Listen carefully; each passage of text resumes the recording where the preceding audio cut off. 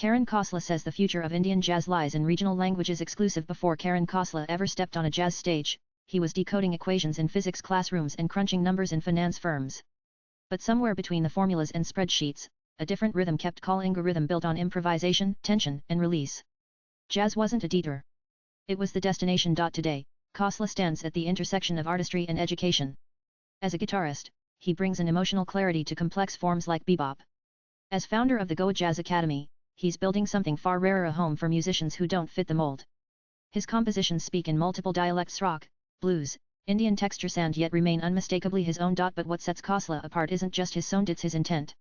He doesn't just play to impress, he plays to connect. Whether it's a 5-year-old in the mini Mozart's program or a packed house at Fort Aguada, his mission remains the same: to create space for honest musical conversation. In this exclusive interview with NEWS18 Shosha, he unpacks the layered journey from Palika Bazaar tapes to international jazz stages, why ensemble playing teaches more than theory ever can, and why the next wave of Indian jazz won't come from imitation but from fearless, original storytelling. Nana post shared by Karan Khosla. Karan Khosla, and here are the excerpts. You've moved from physics to finance to jazz. How do you think each chapter in your life left its imprint on your guitar play, and each phase brought something different? Physics taught me how to be patient with complexity. It gave me a foundation in problem solving, which actually translates well to music, especially in understanding harmony and structure. Finance taught me discipline and how to plan, which has helped in managing projects like albums and running the Goa Jazz Academy. But music, especially jazz, brought it all together. It's the one place where emotion, structure, spontaneity, and discipline coexist. Your stage life began long before Goa Jazz Academy. Was there a particular concert, chord, or moment that made you say, "This is it, I have to do this full time"? I don't think it was a single moment, it was more a feeling that kept building over time. What really drew me in was the excitement of connecting with people through music on stage. It felt like nothing else. I remember growing up with a close family friend whose daughter was a drummer. She was the coolest person I knew. Totally into rock, totally unapologetic. I thought, that's what I want to be. That spirit still drives me. It wasn't about fame or success, it was about that spark you feel when the music clicks with people. Growing up across India, you were exposed to so many sounds. What's a sonic memory from your childhood that still sneaks into your solos today? Some of my fondest musical memories are tied to discovering rock bands on cassette tapes.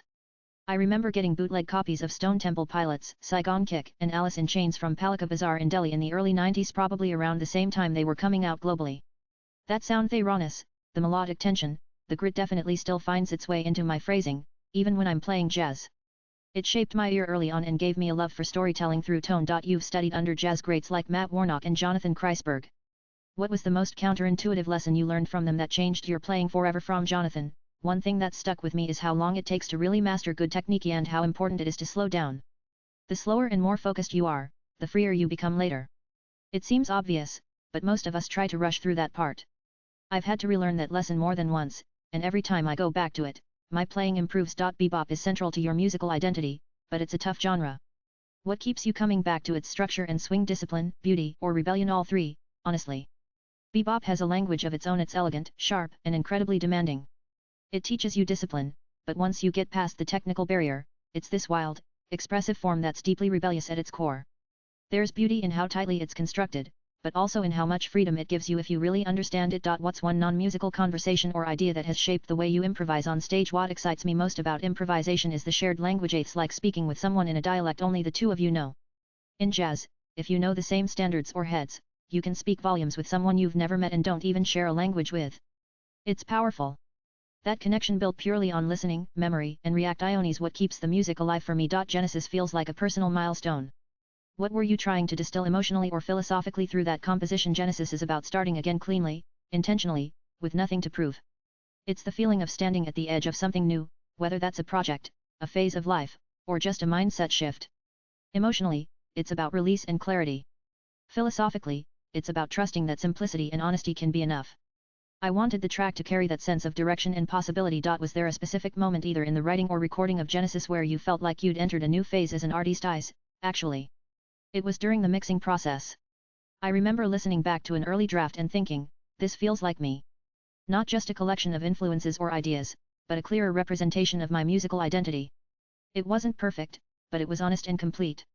That felt like a turning point, not just in terms of sound, but in how I approach finishing work and moving on to the next. How does Genesis reflect your identity today, both as a soloist and as someone who builds community through music? Genesis brought together musicians from across the world and still managed to sound cohesive and intimate, and that's something I strive for, both in my solo work and in how I run Goa Jazz Academy. It's structured but leaves room for everyone's voice.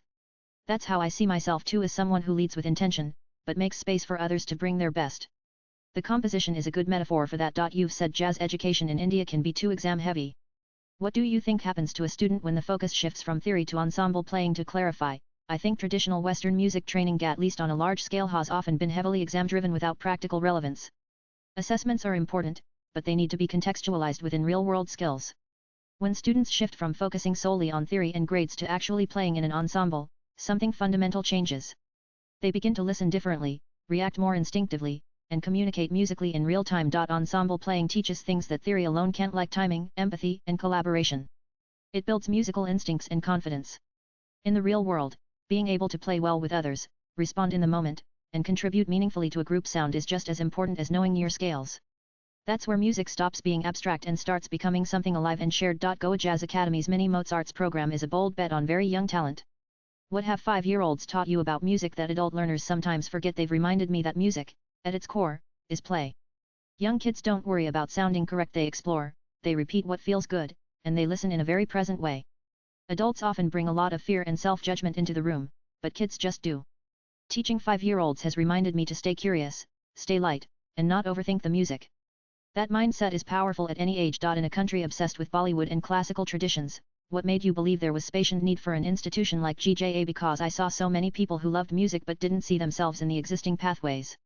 Bollywood and classical music are incredible traditions, but they don't speak to everyone's experience, especially those who came to music later or through genres like jazz, blues, rock, or R&B.